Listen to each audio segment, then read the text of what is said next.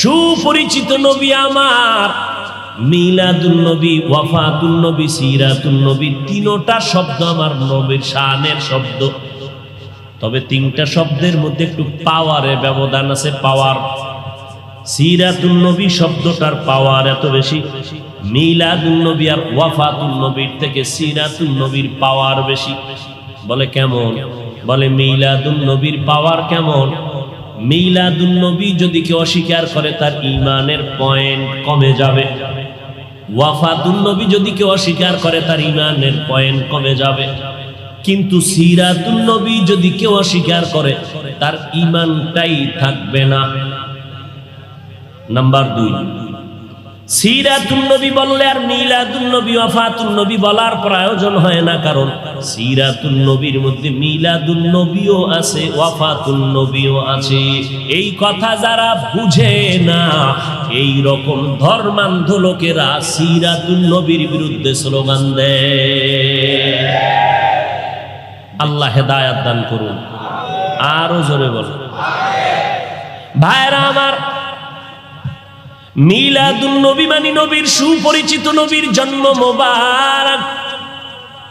সিরাতুন নবী শব্দের অর্থ আমাদের নবীর জীবন আদর্শ। জন্ম হয় একদিন আর আমার নবীর জীবন হলো 63 বছর। একদিন আর 63 বছরে যেমন ব্যবধান, মিলাদুন নবী আর সিরাতুন নবীর মাঝেও তেমন ব্যবধান। মিলাদুন নবী এটা আলোচনা করলে নফলের মতো সওয়াব, সিরাতুন নবী আলোচনা করলে হবে না, আমল করা হলো ফরজে আইন। সিরাতুন নবী কারে বলে? সাহাবায়ে কেরামের একটা বড় অংশ আম্মাজান আয়েশা রাদিয়াল্লাহু আনহার দরবারে গেলেন। আম্মাজান নবীর আদর্শের একটু বয়ান করেন। আম্মাজান পাল্টা প্রশ্ন করলেন, আফা তাকরাউনাল কুরআন, ও সাহাবায়ে কেরাম আপনারা কি কোরআন তেলাওয়াত করেন না? ক্বালু বালা, বলেন হ্যাঁ আমরা কোরআন তেলাওয়াত করি। আম্মাজান বললেন, কানা খুলুকুহুল কোরআন, কোরআন শরীফ হলো মদিনাওয়ালা নবীর আদর্শ। অতএব সিরাতুন নবী মানে কোরআন, সিরাতুন নবী মানে নামাজ, সিরাতুন নবী মানে কোরআনে বর্ণিত পর্দা, সিরাতুন নবী মানে কোরআনের বিধান, রোজা রাখা। অতএব যারা সিরাতুন নবী মানি না বলবে, প্রমাণ হলো তারা কোরআন মানে না, আল্লাহর বিধান মানে না। তুকু যাও সুন্নতে আহমদ কুজা বা মুহাম্মদ কেবুয়াদ নিসবতরা মান আহাব্বা সুন্নতি কওলে রাসূল মজদায়ে কানা মাই হাম কুন কবুল। আল্লাহ বুঝার তৌফিক দান করেন। আমরা এবার ওয়াফাতুন নবী, বাংলাদেশের 2 দল আছে।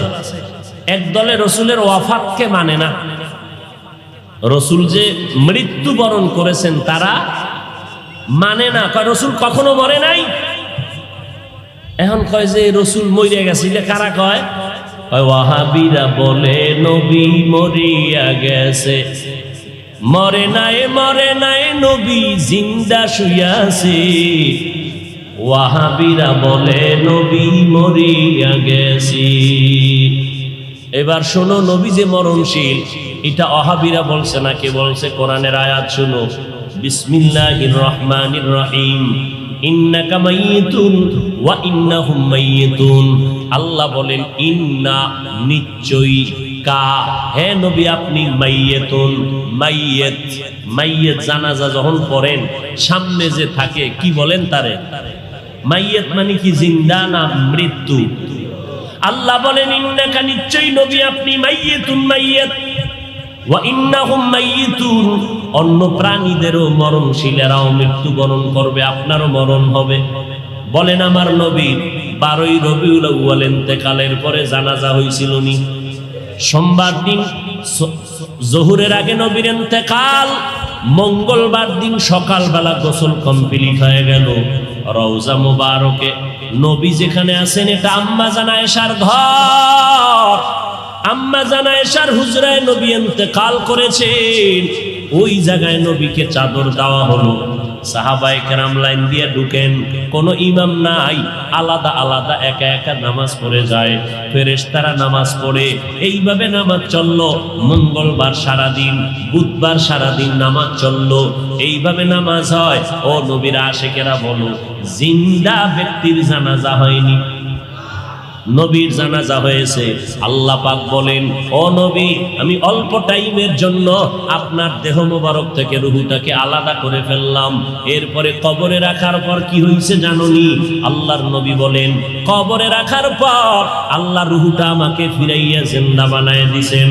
আলান নবী সাল্লাল্লাহু আলাইহি ওয়া আলিহি ওয়াসাল্লাম, আল আম্বিয়া ওয়াহিয়াউন ফি কুবুরিহিম ইউসাল্লুন। আল্লাহ নবী বলেন, সব নবীরা, আল আম্বিয়া, সমস্ত নবী পয়গম্বরগণ, আহইয়াউন, জিন্দা। কোথায়? বলে ফি কুবুরিহিম, কবরের ভেতরে, কবরের ভেতরে, কবরের ভেতরে, রওজার ভেতরে সব নবীগণ জিন্দা। ইউসাল্লুন, সব নবীরা কবরের মধ্যে জিন্দা হয়ে কি করে? আল্লাহর নবী কয়, সব নবীরা কবরের মধ্যে জিন্দা হালাতে নামাজরত অবস্থায় কিয়ামত পর্যন্ত আমার আল্লাহর মারিফতের মজা নিতে থাকবে। আল্লাহ তাআলা দুনিয়াতে আসার আগে আমাদের মায়ের গর্ভে, আমাদের দেহের মধ্যে রূহ দান করে জিন্দা বানাইছিলেন নি? কথা বল। তাহলে আমরা আমার মায়ের গর্ভে জিন্দা ছিলাম নি?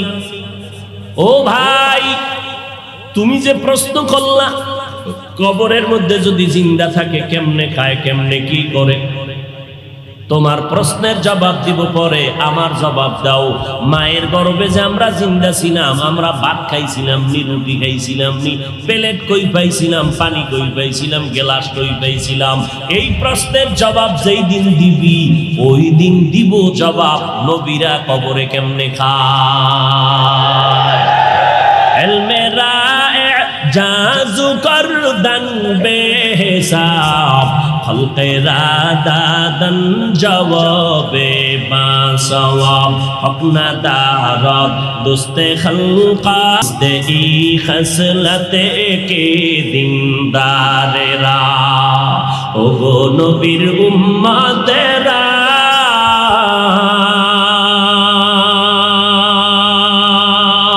হয়ে আজি দিশাহারা,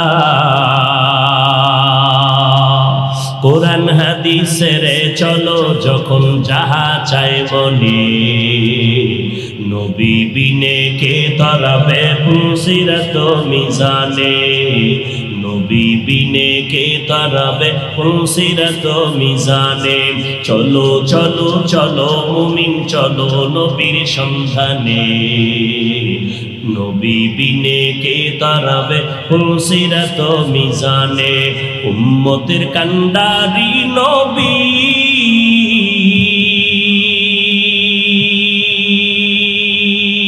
কাঁদছেন উম্মতের লাগি, এখনো কাঁদেন নবীজি, এখনো কাঁদেন নবীজি, শুয়ে মদিনার পানে। নবী বিনে কে তারাবে ফুলসিরাত মিজানে, নবী বিনে কে তারাবে ফুলসিরাত মিজানে। নবীর আশিক উম্মতের দান, মায়ার নবী দুনিয়াতে আসলেন, আবার রবিউল আউয়ালে বিদায় নিলেন। আমার নবী মিলাদুন নবী সম্পর্কে কোনো আমল আছে কিনা আমরা নজর করে দেখব। নজর করে তাকাইয়া দেখলাম, নবী মিলাদুন নবীর উদ্দেশ্য করে আমার নবী, মুসলিম শরীফের মধ্যে হাদিস আছে, নবী বলেন, সপ্তাহের প্রত্যেক সোমবার আমি মুহাম্মদ একটা করে রোজা রাখতাম, সোমবার দিন রোজা রাখতাম। সাহাবায়ে কেরাম বললেন, পয়গম্বর আপনি সোমবার দিন রোজা রাখেন কেন? নবী বলেন, আমি দুইটা কারণে রোজা রাখি। একটা কারণ, আল্লাহ যেদিন আমাকে দুনিয়ায় পাঠাইছে ওই দিনটা ছিল সোমবার, আমি রোজা রাখার মাধ্যমে আমি আমার দুনিয়াতে আগমনের শুকর আদায় করি। দুই নাম্বার কারণ, আল্লাহ পাক আমাকে যেদিন কোরআন দিলেন গর্ত, ওই হেরা গর্তের মধ্যে জিবরাইল আমিন আইসা ইকরা যখন বললেন, ওই সূচনা কালের দিনটা ছিল সোমবার। আমি নবী সোমবার দিন রোজা রাখার মাধ্যমে আমি কোরআন নাজিলের শুকর আদায় করতেছি। ও নবীর উম্মতেরা, তাহলে হাদিস থেকে পাইলাম মিলাদুন নবী, নবীর জন্ম মোবারকে আমার নবী রোজার আমল করেছেন। সাহাবায়ে কেরামরা এই আমলটা ধরে রেখেছেন। অতএব নবীর উম্মতেরা আমার নবী রোজা রাখছেন। অতএব যারা নবীর মিলাদ পালন করতে চাও, নবীর আমল রোজার আমলটা সোমবার দিন শুরু করে দাও। রোজা রাইখা মিলাদের শুকর আদায় করো রে বাবা। কিন্তু আমরা যাদেরকে দেখলাম নামাজ নাই, পর্দা নাই, নারী পুরুষ এক হইয়া বাজারের জেলাফিয়ার মিষ্টি খাইয়া মিছিল দিল, আর ফুলের মালা নিজের গলায় লাগাইলো, ঘোড়ার গলায় ফুলের মালা লাগাইলো। ব্যাপারটা কি বুঝলাম না। শেখ মুজিবুর রহমান সাহেবের জন্মবার্ষিকী যখন পালন হয়, ওই দলের মানুষেরা, ভক্তবৃন্দরা দৌড়াইয়া গোপালগঞ্জের টুঙ্গিপাড়ায় তার মাজারে গিয়া ফুল দেয়। জিয়াউর রহমান সাহেবের জন্মবার্ষিকী যখন পালন হয়, তখন তার ভক্তবৃন্দ যারা, আদর্শের সৈনিক যারা, দৌড়াইয়া জিয়াউর রহমান সাহেবের মাজারে ফুল দেয়। এই মুহাম্মদের আশেকের দল, তোমরা যদি মুহাম্মদের জন্মবার্ষিকী পালন করতে চাও, তাহলে তোমার গলায় কেন ফুল দিলা, ঘোড়ার গলায় কেন ফুল দিলা? যদি আসলেই তোমরা জন্মবার্ষিকী মুহাম্মদের পালন করতে চাও, বিশাল বড় ফুল বানাইয়া বিমান ভাড়া কইরা কেন মদিনার মাজারে ফুল দাও না? মদিনার মাজারে ফুল না দিয়া নিজের গলায় কেন পড়ো? ঘোড়ার গলায় কেন ফুল লাগাও? তাই আমরা মদিনার আশেক না, আমরা মদিনার নবীর নাম বিক্রি করে দুনিয়ার ধান্দাবাজিতে লিপ্ত হয়ে গেছি। মান আহাব্বা সুন্নতি কওলে রসুল মজদায়ে কানা মাই হাম কুন কবুল। উম্মত কই, সুন্নত কই? এরপরে নবীজি সোমবার রোজা রাখতেন, তা কি বছরে একদিন না প্রতি সোমবার? রবিউল আউয়াল মাসটা না 12 মাস? এরে নবীর আশেক, মদিনার নবী 12টা মাস সোমবার দিন রোজা রেখে মেসেজ দিয়ে গেল দুনিয়ার মানুষ, আমি মুহাম্মদ সোমবার দিন রোজা শুধু মিলাদুন নবী আর রবিউল আউয়ালে রাখি নাই, 12 মাস রোজা রেখেছি প্রতি সোমবার। কেন রাখছি জানো? আমি মুহাম্মাদের মিলাদের খুশি একদিন করলে হবে না, আমি মুহাম্মাদের আদর্শ নিয়া জীবনটাকে আনন্দিত করার জন্য 12 মাস মেহনত চালায় যাও। রবিউল আউয়ালের 12 তারিখ স্লোগান দিয়েছে, কই পালায় গেলা? বাকি 11 মাস তো বাটি সালাম দিয়েও তোমারে খুঁজা পাইলাম না। তোমার মাথায় কেন মদিনার আদর্শের টুপি দেখা যায় না? তোমার গালের মধ্যে কেন মদিনার আদর্শের দাড়ি লম্বা হয় না? তোমার শরীরের মধ্যে মদিনার আদর্শের কেন পোশাকটা দেখা যায় না? আমার নবী যেদিন ইন্তেকাল হয়ে গেলেন, সোমবার দিন জোহরের নামাজের আগে ইন্তেকাল, আম্মা জান আয়েশা বলেন, আমার হুজরায় আমি বসে আছি, আমার স্বামী মুহাম্মদ রাহমাতুল্লিল আলামিন রবিবার থেকে নবী অসুস্থ হয়ে গেলেন না, বৃহস্পতিবার নবী অসুস্থ, শুক্রবার অসুস্থ, শনিবার অসুস্থ, রবিবার অসুস্থ, সোমবার দিন দুপুর বেলা নবীর ইন্তেকাল। নবী আমার এমন অবস্থা হয়ে গেল, নবী অসুস্থ হইয়া যখন শেষবারের মতো বিদায় হয়ে যাইতেছেন, আমার নবী আমি আয়েশাকে ইশারা করলেন, মেসওয়াক দাও, মেসওয়াক দাও। আমি আয়েশা দৌড়াইয়া মেসওয়াকটা আমার মুখের মধ্যে নিয়া আমি আমার পয়গম্বরের দিলাম। আমার মায়ার নবী মেসওয়াকটা মুখে দিয়া গুরুত্ব বুঝায় গেলেন, মেসওয়াকের বড় দাম। মেসওয়াকের কেমন দাম? যারা মেসওয়াক করিয়া বান্দা 5 বেলার নামাজ পড়বা, মেসওয়াক সারা ব্যক্তির নামাজের থেকে 70 গুণ সওয়াব পাবা মেসওয়াক ওয়ালা নামাজের মধ্যে। মেসওয়াকের দাম কত? ওলামায়ে কেরাম বলেন, মেসওয়াকের এত ফজিলাত, এর মধ্যে বড় ফজিলাত মরণকালে জবানে কালেমা জারি হয়ে যাবে। পয়গম্বর মেসওয়াক করলেন, এরপরে নবী শুয়ে পড়লেন। নবী বিদায় নেওয়ার বেলায় আল্লাহর মোহাব্বতের গান গাইতে গাইতে বিদায় নিলেন। আমার বাবা আবু বকর আমার বাড়ি আমার ঘরে নাই, মদিনার মধ্যে খবর ছড়ায় গেল নবী নাই, নবী নাই, নবী নাই বলিয়া আওয়াজ হলো। হঠাৎ মদিনাতুল মুনাওয়ারায় কান্নার আওয়াজ। মদিনাওয়ালা নবী নাই। হযরত ওমর তরবারি নিয়ে দাঁড়ায় কয়, নবী নাই যদি কেউ বলো তার কল্লা ফালায় দিব। কারণ নবী নাই কথাটা মেনে নিতে পারি না। আমি নবীর বড় আশা। আমি ওমর ছিলাম জাহান্নামের আসামি। আমার মতো খারাপ এই দুনিয়ায় কেউ নাই। ওই মায়ার নবীর মুহাব্বতের আদর্শ কলবে লাগাইয়া এরপরে আমি আজ ওমর বড় দামি হয়ে গেল। ওই নবীর কথা আমি মেনে নিতে পারি না। যে বলবি নবী নাই কল্লা ফালায় দিবে। হযরত আবু বকর আওয়াজ পাইয়া দৌড়াইয়া মসজিদে নববীর মধ্যে এসে মিম্বরে আসে, বলে ওমর বসে যাও। গরম কথা না বলে একটু ঠান্ডা মেজাজে বসে পড়েন। ওমর বলে আমার মেজাজ কেমন যেন গরম হইতেছে। আবু বকরের কথা আমার কানের মধ্যে যায় না, আমার মাথা গরম হয়ে গেল। নবী নাই নাই কথাটা আমি মেনে নিতে পারতেছি না। কারণ এটা দুশ্মনের কারণ না, গভীর মুহাব্বত আর ভালোবাসার কারণ।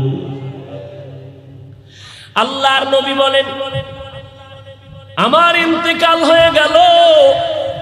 এদিকে সাহাবায়ে কেরামের হালাত, কান্নার আওয়াজ। মহিলারা ঘর থেকে বেরিয়ে গেল। বাচ্চাগুলো হাউ মাউ করে কাঁদতেছে, জঙ্গলের প্রাণীরা কাঁদতেছে, ঘাসে মুখ লাগায় না, কান্নার আওয়াজ। আবু বকর খুতবা দিয়া সব মদিনার মুসল্লিদেরকে মুসলমানের একটা ভাষণ দিলেন। ওমরের বসতে বললেন, বসে না। আবু বকর সিদ্দিক রাদিয়াল্লাহু তাআলা আনহু কোরআন শরীফের আয়াতটা পড়লেন, ওয়ামা মুহাম্মাদুন ইল্লা রাসূল কদ খালাত মিন ক্বাবলিহির রাসূল।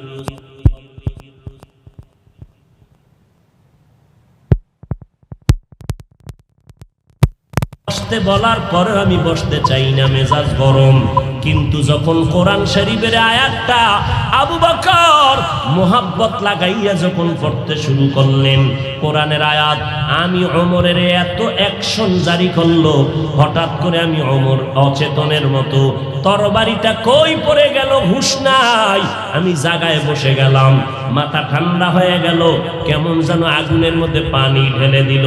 ও আবু বকরের তেলাওয়াতটা শোনা মাত্র আমি জমিনে বসে গেলাম। এবার মাথা ঠান্ডা হয়ে গেল। হঠাৎ মাথার মধ্যে চলে আসলো আমার নবী নাই নাই। আমি ওমর চোখের পানি আর ধরে রাখতে পারি না, কান্না শুরু হয়ে গেল আমার। যে কোনো পরামর্শের জন্য নবীর দরবারে দৌড়াইতাম। যেই নবীর চেহারা দেখলে পেটের ক্ষুধা নিবারণ হয়ে যাইত, যেই নবীর দরবারে বসলে বাড়ি ঘর সব ভুলে যাইতাম। আমার নবীর জন্য কলিজাটা কেটে দেওয়ার জন্য রেডি ছিলাম। আজ আমার নবী নাই, আমি ওমর আজ আমি কার কাছে গিয়ে একটু পরামর্শ নিব? আমার মায়ার নবী, যেই নবী একটু হাসি দিলে মনে হয় যেন মুক্তার দানার মতো হাসিটা ফুটতেছে। যেই নবীর চেহারা দেখলে শুধু দেখতেই মনে চায়, পেটে কোনো ক্ষুধা নাই। যেই নবীর মুহাব্বত মেশকের ঘেরান তার ঘাম। যেই নবী রাস্তা দিয়ে হাঁটলে দুপার্শ্বের গাছ নত হইয়া নবীরে সালাম জানায়। যেই নবীর শরীরের মধ্যে মশা মাছি পড়া হারাম ছিল, ওই নবী আজ নাই। আমি ওমরের কোথায় গিয়ে একটু মাথা গুজানোর ঠাই পাবো, কলিজায় সান্ত্বনা নিব।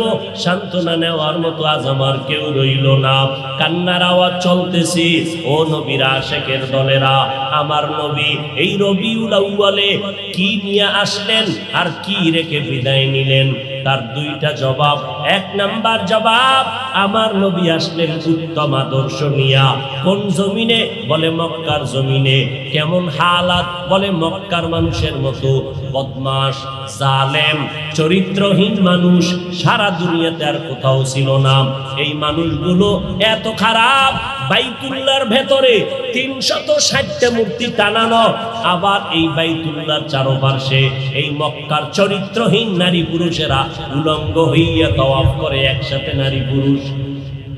এরপরে নারীদেরকে পছন্দ করে না, কন্যাদেরকে জ্যান্ত দাফন করে দেয়। এই যুবক যুবতী অবাধে চলে, যৌবনের আদান প্রদান করে। মক্কার মানুষ এত খারাপ, নারীদেরকে হত্যা করে দেয়। বিধবা নারীদের কোনো দাম নাই, কন্যাদের কোনো দাম নাই। আমি পয়গম্বর এমন এক আদর্শ নিয়ে মক্কায় আসলাম। আমার আদর্শ যখন গ্রহণ করা শুরু করলো, মক্কার খারাপ মানুষ এত দামি মানুষে পরিণত হয়ে গেল। আমার আল্লাহ একদিন ডেকে বলেন, ও নবী, খবর শুনেন, আপনাকে নতুন এক সংবাদ দিলাম। অমুক অমুক অমুক অমুক সাহাবী, এদের নামে আমি আল্লাহ ফাইনাল সিদ্ধান্ত করে মরণের আগে আমি আল্লাহ জান্নাতের টিকিট দিয়ে দিলাম। আমার নবীর আদর্শ গ্রহণ করে 10 জন সাহাবা জান্নাতের টিকিট পেয়ে গেলেন। আবু বকর, ওমর, ওসমান, আলী সহ 10 জন রাদিয়াল্লাহু আনহুম আজমাইন। এরে নবীর আশিক, এই রবিউল আউয়ালে আমার নবী আদর্শ নিয়ে আসলেন। কই? আজকে সেই নবীর আদর্শ মুসলমানের সন্তানের ভেতরে নাই। আমার নবীর রেখে যাওয়া আদর্শ হিন্দু ভাইয়েরা কখনো পালন করবে না। আমার নবীর আদর্শ খ্রিস্টানেরা পালন করবে না। আমার নবীর সুন্নতের আমল ইহুদিরা করবে না। আমার নবীর সুন্নতের আমল কোন বৌদ্ধ ধর্মের মানুষেরা করবে না। আমার নবীর রেখে যাওয়া সুন্নতের আমল করবে একমাত্র নবীর আশিক মুসলমানেরা। কিন্তু কপাল কেন খারাপ, এত বয়ান হচ্ছে, ফজরের পরে বয়ান, জোহরের পরে বয়ান, আসরের পরে বয়ান, মাগরিবের পরে বয়ান, 12টা মাস বয়ান চলছে বক্তাদের, পীর সাহেবদের বয়ান, আর তাবলীগ ওয়ালাদের বয়ান, জুমার দিন খতিব সাহেবদের বয়ান। এত বয়ানের পরেও কেন মানুষের দাড়িটা লম্বা হয় না? মদিনাওয়ালা নবীর তরিকায় কেন বান্দা টুপি মাথায় পড়ো না? আজকে নবীর তরিকারে জবাই করিয়া কেন বেঈমানের পা চাটা গোলাম হইয়া চুলগুলো কেটে কেটে ইন্দুর আর বান্দর হয়েছ রে বাবা? বল, আমার নবীর তরিকার মধ্যে কি চুল কাটার নিয়ম নাই? আমার নবীর তরিকায় নখ কাটার নিয়ম আছে।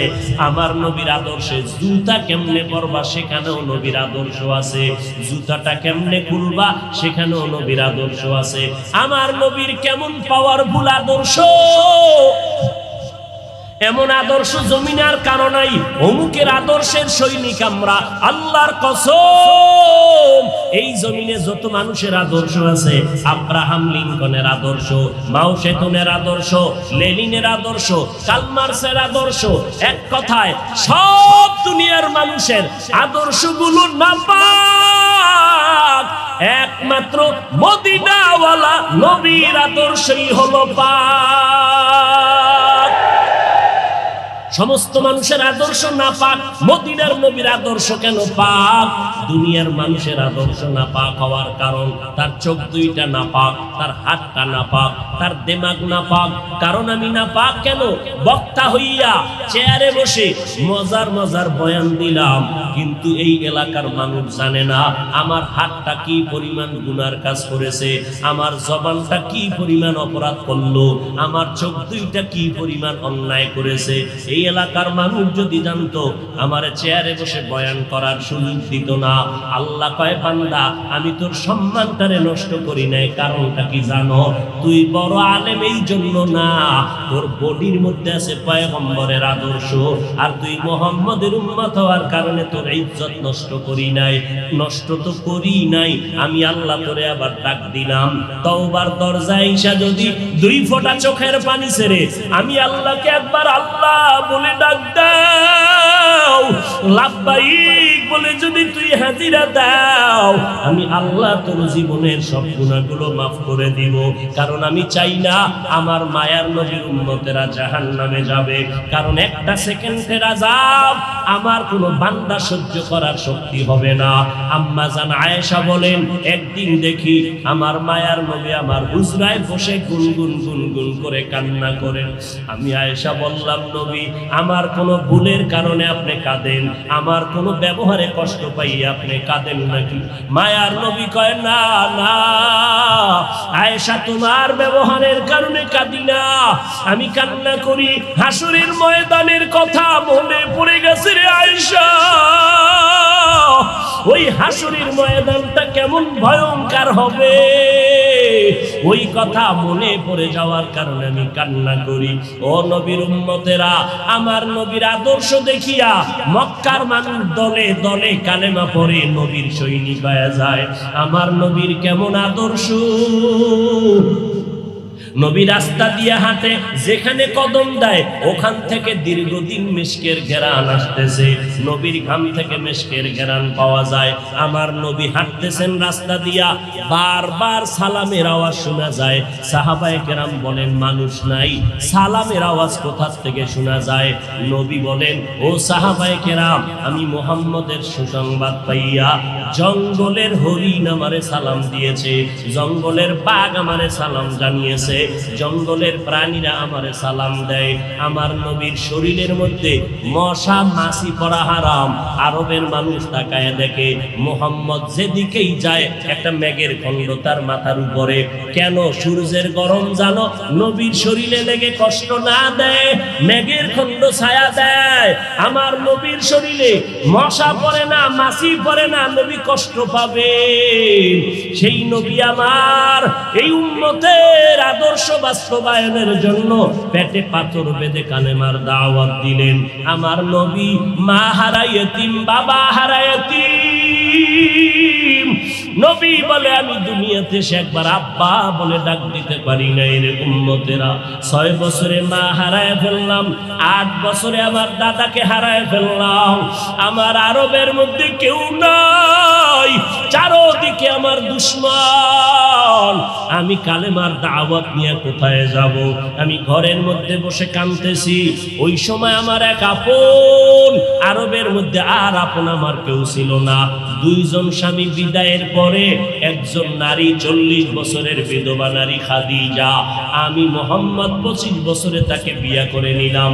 আল্লাহর আদালতে অনুমতি নিয়ে বিয়া করে ফেললাম। ওই খাদিজা আমার কান্নার কারণ জিজ্ঞেস করলেন, নবী কেন কান্না করেন? ও খাদিজা, কান্দি কেন? আল্লাহ আমাকে কোরআনের আলো দান করেছেন, আমি এখন কালেমার দাওয়াত দিব, আমার এই দাওয়াতকে গ্রহণ করবে। আমার ঘরে বাইরে চতুর্পার্শ্বে দুশমন, আমি কার কাছে দাওয়াত নিয়ে যাব? আম্মা জান খাদিজা চিৎকার দিয়া বলে, নবী কোনো পেরেশান হবেন না, এই জমিনের মধ্যে কেউ যদি আপনার কালেমার দাওয়াত না নেয়, আমি খাদিজার হাতটা ধরিয়া আপনি আমাকে প্রথম দাওয়াতটা পড়াইয়া দেন, কালেমা পড়াইয়া দেন। এই জমিনে মরিয়াও যদি যাই, ইতিহাসের পাতায় থাকবে মুহাম্মদের হাতে প্রথম দাওয়াত গ্রহণকারিনী কোনো পুরুষ না, তিনি একজন মহিলা।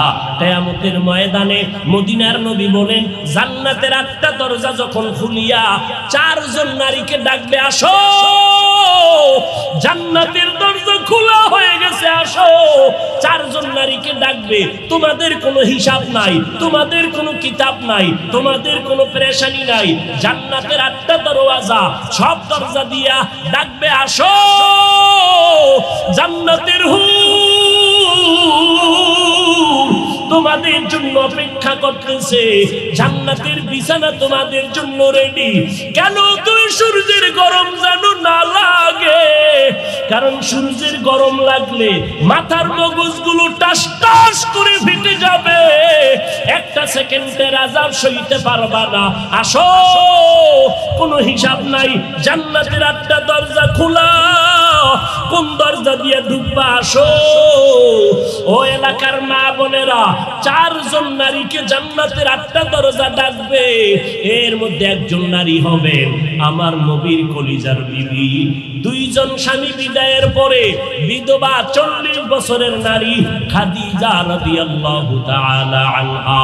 ওই খাদিজা ডাক দিয়া কয়, ও নবী, আপনার হাতের কালেমার মুসলমান আমি একজন হয়ে গেলাম। নবী এবার কান্না বন্ধ করে বের হয়ে গেলেন। আর আমার দুঃখ নাই, আমার খুঁটি যখন মজবুত হয়ে গেল, আমার ঘরের চৌকাঠ যখন মজবুত হয়ে গেল, এখন আমি দাওয়াতে নেমে গেলাম।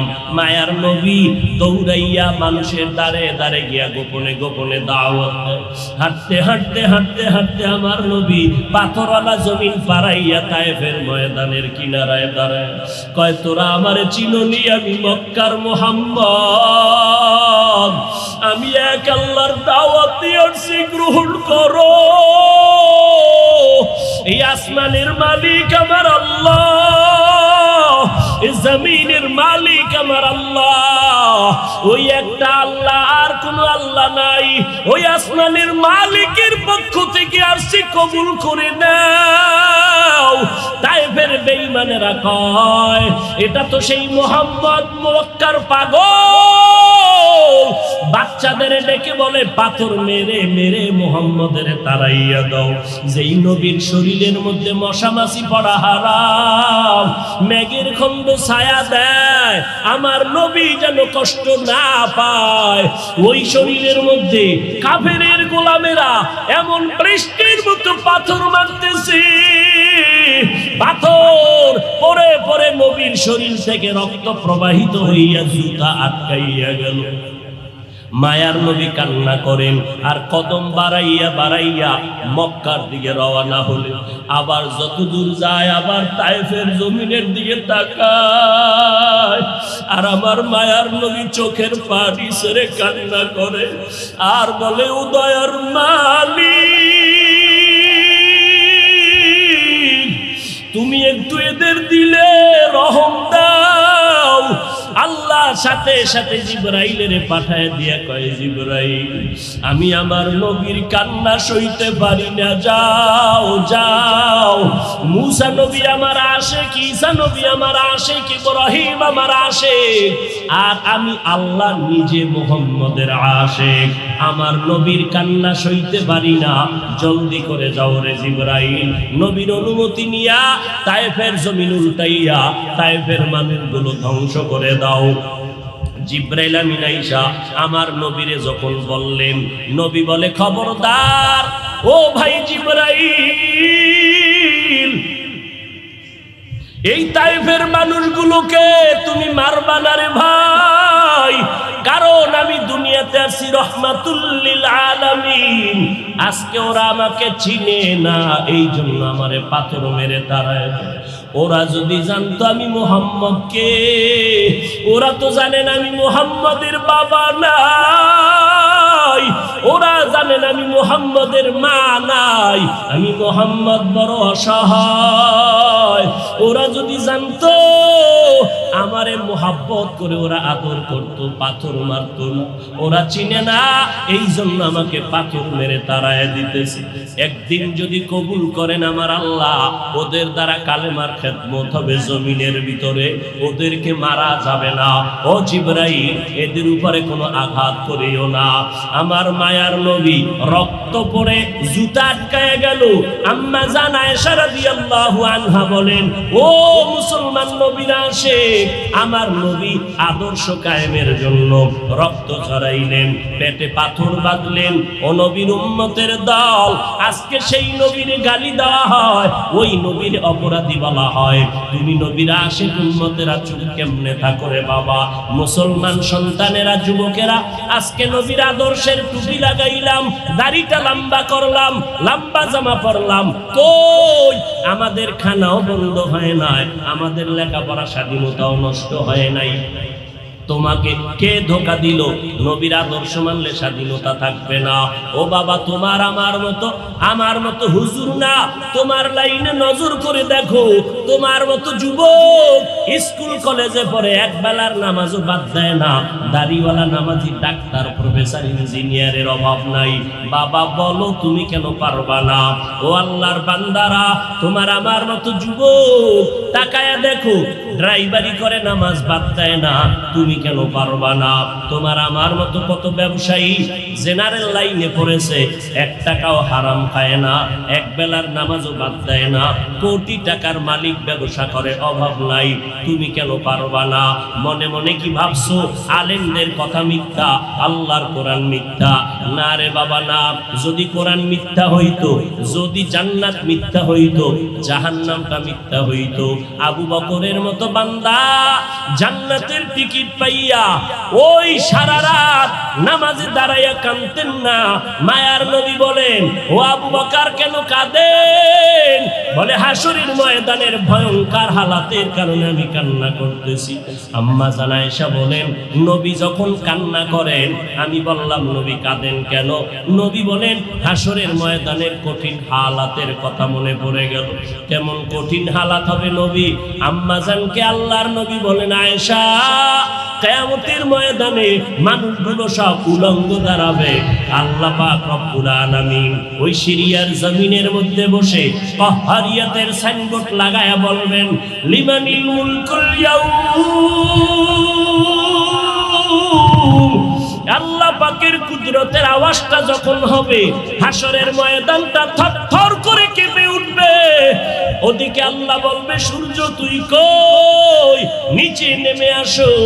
আম্মা জান আয়েশাকে নবী বলেন, ও আয়েশা, ওই হাসরের ময়দানে সূর্যটা যখন নিচে নেমে আসবে, সূর্যের গরমে মাটির জমিন, ওই সময় এমন ভয়ঙ্কর অবস্থা, অপরদিকে জাহান্নামের আওয়াজ। জাহান্নাম বলবে, ও দয়ার মালিক, গুনাহগার গুলো আমার পেটের ভেতরে দাও, আমার পেটে ক্ষুধা লাগছে, তাড়াতাড়ি গুনাহগার গুলো দাও। আল্লাহর নবী বলে, আয়েশা, ওই হাসরের ময়দানে যেই নবীদের কোনো গুনাহ নাই, একজন নবীরও কোনো অপরাধ নাই, কিন্তু সেই নবীরা হাসরের ময়দানের ভয়ঙ্কর হালাত দেখিয়া উম্মতেরে ভুলে যাবে, নিজেদেরকে বাঁচানোর জন্য হাউ মাউ করে কাঁদবেন, আর নাফসি নাফসি নাফসি বলে কাঁদবেন। মুসা নবী উম্মতেরে ভুলিয়া নিজেকে বাঁচানোর কান্না করবেন, আদম নবী কান্না করবেন নাফসি বলে। আম্মা জান আয়েশা বলেন, নবী, ওই হাসরের ময়দানে আপনি কি করবেন? মায়ার নবী কাঁদেন আর বলেন, আয়েশা, ওই কঠিন সময় আমি মাওলার কাছে সিজদায় পড়ে কাঁদবো। ওই সময় আমি আমার নিজের জন্য চিন্তা করব না, আমি কেঁদে কেঁদে বলবো, আমার উম্মত গুলো কই? ও আল্লাহ, আমার উম্মত গুলো জান্নাতে দাও। একটা উম্মত জাহান্নামে গেলে আমি মুহাম্মদ জান্নাতে যাব না রে আল্লাহ। ও নবীর আশিকের দল, ওই আল্লাহর নবীর কথা মিথ্যা মনে করিও না রে বাবা। আমার নবী 63 বছরের জীবনে একটা মিথ্যা কথা বলেন না রে নবীর আশিক। কেন তুমি আজকে নবীর তরিকা মতো চলো না? চাকরিও যাবে না, লেখাপড়াও যাবে না, ডাক্তারি পড়ো, ইঞ্জিনিয়ারিং পড়ো, প্রফেসর হও, কিন্তু নবীর তরিকার মালাটা গলায় লাগাও। মা বাবার দোয়া নিয়ে সামনে আগাও, কারণ মা বাবার চোখের পানি সারা জমিনের মধ্যে আর কারো দোয়ায় আগানো যায় না। আজকে মা বাবার চোখের পানিতে চেয়ারে বসলাম, তুমি টাকা পয়সা বাড়ি গাড়ির মালিক, মা বাবার চোখের পানির কারণে পরীক্ষায় ভালো নাম্বার পেয়েছো মা বাবার দোয়ার কারণে। ওই মা বাবার দোয়া নিয়ে তওবা করো, আর নবীর সুন্নতের মালা গলায় লাগাও, উলামায়ে আহলে হকের পরামর্শ নিয়ে আগাও। কারণ গুনাহগার হইয়া কবরে গেলে উপায় নাই, গুনাহগার হইয়া হাসরের ময়দানে দাঁড়াইলে উপায় নাই। উসমান রাদিয়াল্লাহু তাআলা আনহু কবরের কিনারা দিয়ে গেলে হাউমাউ করে কান্না করতেন। ওমরে ফারুক দরজা লাগায় কান্না করেন, কবরে কেমনে একা থাকবো? আমি গুনাহগার হয়ে যদি ধরা পড়ে যাই আল্লাহর কাছে আমার উপায় নাই। আবু বকর নামাজে দাঁড়ায় কাঁদেন, হাসরের ময়দানে যদি আল্লাহ আমার আমল পছন্দ না করেন সাথে সাথে অর্ডার হয়ে যাবে জাহান্নামের হ্যান্ডকাপ হাতের মধ্যে লাগায় দাও। ওই সময় জাহান্নামের আগুনের তাপে পেটের নারী ভুঁড়িগুলো পায়খানার রাস্তা দিয়ে পড়তে থাকবে। ওই জাহান্নামের আযাব একটা সেকেন্ডের জন্য সহ্য করার ক্ষমতা কারো হবে না। এই রবিউল আউয়াল থেকে তওবা করো রে বাবা। ও যুবক, ও বৃদ্ধ বাবাজি, পর্দার আড়ালের আম্মা জানেরা, আল্লাহর দরবারে তওবা করেন। আজকে আমি বক্তা, আপনারা শ্রোতা, এই পরিচয় কিন্তু মরণকালে কোনোটাই থাকবে না রে বাবা। সাদা কাপুনের প্যাকেটটা যখন হয়ে যাবে, কে আলেম, কে মূর্খ, কে ধনী, কে গরিব, কে ছাত্র, কে শিক্ষক, কোনো ভেদাভেদ থাকবে না। ওই সাদা কাপুনের প্যাকেট বানাইয়া অন্ধকার কবরে রেখে সবাই চলে যাবে। ওই কবরে তিনটা প্রশ্ন আমাকেও করা হবে, আপনাকেও করা হবে। জবাব যদি দিতে না পারি, মদিনার নবী বলেন সাথে সাথে কবরের সাথে জাহান্নামের দরজা খুলে যাবে। ও আল্লাহর বান্দারা, আজকে দুনিয়াতে সূর্যের গরম সহ্য করতে পারি না, জাহান্নামের আগুন কেমন করে সহ্য করবা? আল্লাহর কাছে দিল খুলিয়া বলো, অন্তর দিয়া বলো, হে মালিক, এই ময়দানে আমার মতো গুনাহগার কেউ নাই। গুনার কারণে আমার হাত না পাক, চোখ না পাক, অন্তর না পাক। ও আল্লাহ, তুমি আমাকে মাফ করে দাও আল্লাহ। ও আল্লাহ, নবীর চিনতে পারি নাই, নবীর সুন্নতের মালা গলায় লাগাইতে পারি নাই রে আল্লাহ। মানুষ কত সম্মান করে, হুজুর বলিয়া সম্মান করে। কত বুড়া বুড়া মানুষ পানির বোতল নিয়ে এসে কয়, হুজুর পানিতে দম করেন, আমার ঘরে অসুস্থ রোগী পড়ে আছে। কত বিশ্বাস নিয়ে আসলো যে আমার পানি পড়ার কারণে অসুস্থ রোগীটা সুস্থ হয়ে যাবে। কিন্তু ওই লোকটা জানেন আমি কত বড় গুনাহগার। আমার গুনার খবর যদি জানতো, কেউ আমার কাছে এসে পানির জন্য দাঁড়ায় থাকতো না রে আল্লাহ। ও আল্লাহ, আপনি জানেন আমি কত বড় অপরাধী। আমার গুনার খবর আমার মা বাবা ভাই বোনেরা কেউ জানে না, আপনি জানেন রে আল্লাহ। জানার পরেও তো রাগ করিয়া পানি বন্ধ করেন নাই, বাতাস বন্ধ করেন নাই। আজকে এই ময়দানের মধ্যে মনে হয় আমার মতো গুনাহগার কেউ নাই। তওবার নিয়ত করে ফেললাম রে আল্লাহ, জীবনে আর নামাজ ছাড়বো না, বেপরদায় চলবো না, আর মা বাবাকে কষ্ট দিব না, উলামায়ে আহলে হকের বিরুদ্ধে যাব না। আল্লাহর কাছে তওবার নিয়ত যদি করে দুফোঁটা চোখের পানি ছেড়ে দাও, আল্লাহ বলেন আমি সাথে সাথে তোমার জীবনের গুনাহগুলো মাফ করে দিব। ও আল্লাহর বান্দারা, চোখের পানি নাই, গুনার কারণে দিলটা পাথর হয়ে গেল। আল্লাহর মোহাব্বত নাই, চোখে পানি নাই। আল্লাহর কাছে তৌফিক চাও রে আল্লাহ। কান্নাওয়ালা চক্ষু দান করে দাও, জিকিরওয়ালা জিহ্বা দান করো, আখিরাতের ফিকিরওয়ালা কলব দান করো। ও দয়ার মালিক, আর নবীর তরিকার বাহিরে চলবো না, আর উলামায়ে আহলে হকের বিরুদ্ধে যাব না, মা বাবার বিরুদ্ধে যাব না, দেশ ও জাতির বিরুদ্ধে ষড়যন্ত্রে লিপ্ত হব না। ও দয়ার মালিক, আপনি তো অন্তরের হালাত জানেন। এই ময়দানে সবার তওবা আপনি কবুল করে নেন।